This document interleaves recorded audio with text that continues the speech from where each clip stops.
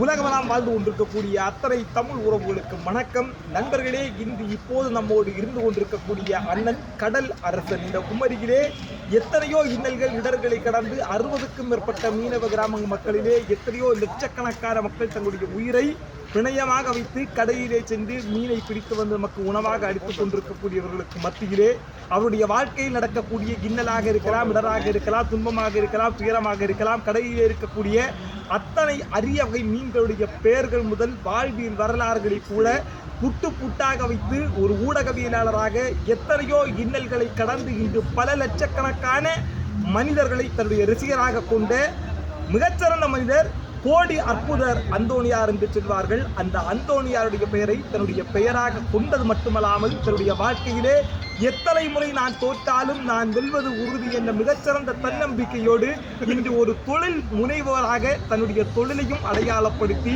தன்னை நாடி வரக்கூடிய மக்களுக்காக தன்னால் இயன்ற உதவிகளையும் ஊடகவியலாளராக கொடுத்து பல லட்சக்கணக்கான மக்களை வென்றெடுத்தது மட்டுமல்லாமல் பல்லாயிரக்கணக்கான விருதுகளையும் பெற்றிருக்கக்கூடிய இந்த அண்ணனை என்னுடைய வாழ்நாட்களில் என்னுடைய தமிழ் குரல் விருது பெற்ற இந்த இடத்தில் நான் பார்த்தது மிகச்சிறந்த மகிழ்ச்சி.